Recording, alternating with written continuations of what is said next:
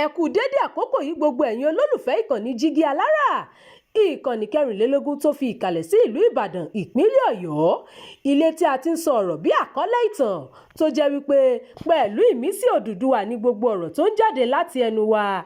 Ẹ̀yin olùgbọ́ wa, a dúpẹ́ fún bí ẹ ṣe ń bá wa lọ.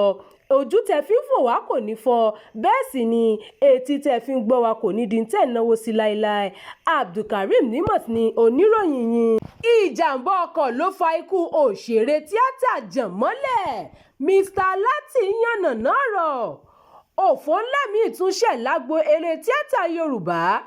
Ìròyìn tó tẹ̀ wá lọ́wọ́ sọ pé òṣèré míì Adésínà Kìkì Ọ̀ṣìn tí ọ̀pọ̀ èèyàn mọ̀ sí Janmole ti jáde láyé. Ààrẹ ẹgbẹ́ àwọn òṣèré TAMPAN ọ̀gbẹ́ni Bọ́lájí Amúsàn táwọn èèyàn mọ̀ sí Mr Latin ló fi ìròyìn ikú náà léde lójú òpó Instagram rẹ̀. Mr Latin ṣàlàyé pé Janmole pàdánù ẹ̀mí rẹ̀ nínú ìjàmbá ọkọ̀. Ààrẹ TAMPAN gbàdúrà pé kí Elédùwà tẹ̀ sí afẹ́fẹ́ rere, kí Ọlọ́run sì tu ẹbí, ọ̀rẹ́ àtàwọn akẹgbẹ́ rẹ̀ nínú.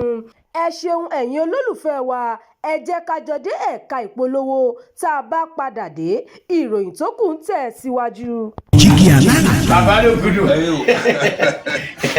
Èmi ní kí n wá ṣàlàyé fún yín pé àwa ti ń lọ ni. Èmi àti ìyàwó mi a ti ń lọ. Òun ni wá ṣàlàyé fún yín. Ó ti jáde bàtà bàbá mi ni. Bàtà bàbá ẹ̀. A retí láti ìjọ ẹ̀. Ṣé ti pín ogún bàbá yín? Ọ̀rọ̀ pé wọ́n pín ogún bàbá mi kó wà ní bàtà bàbá mi tó fẹ́ ṣòní Jígí Alára TV. Ó ti jáde sórí YouTube. Ó ní lọ sọ. Ṣé ní pọ́n ṣe ní gbogbo aláyé? Ẹ káàbọ̀ padà láti ẹ̀ka ìpolówó. Ẹ ṣeun tẹ́ ń tẹ̀lé wa ní gbogbo ìgbà, ẹ máa bá wa ká lọ. Mr Latin ní ẹgbẹ́ kò ní gbàgbé ipa tí Janmole kó nínú ẹgbẹ́ nígbà ayé rẹ̀. Ikú Janmole jẹ́ ìyàlẹ́nu fún ọ̀pọ̀ olólùfẹ́ rẹ̀, pàápàá jùlọ pẹ̀lú bí orí ṣe kó yọ nínú ìjàmbá ọkọ̀ kan ní nǹkan bí ọdún kan sẹ́yìn. Inú ọ̀pọ̀ èèyàn ló dùn nígbà tó gbádùn tán lẹ́yìn ìjàmbá ọkọ̀ náà. Ikú Janmole tún jẹ́ nǹkan tó bà ọ̀pọ̀ èèyàn lọ́kàn jẹ́ lẹ́yìn tí àgbà òṣèré Fẹ̀sọ̀gboyè Oyèwọlé ṣẹ̀ṣẹ̀ kú láìpẹ́ yìí. Ìròyìn fún ti àkókò yìí kò ní jù báyìí lọ. Ẹ má gbàgbé láti tẹ̀lé ìkànnì yìí, ẹ máa bá wa pín ká, kí ẹ sì fi èròǹgbà yín sí abala àríwísí.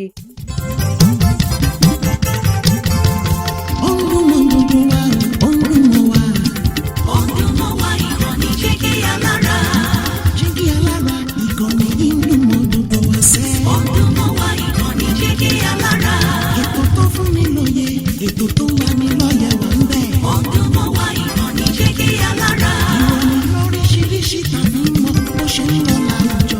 Ọdún mọ́ wá ìkànnì Jígí Alára. Ìkànnì Jígí Alára.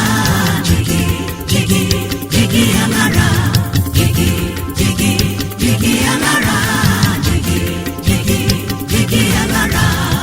Ìkànnì Jígí Alára 24, bàbá gbogbo.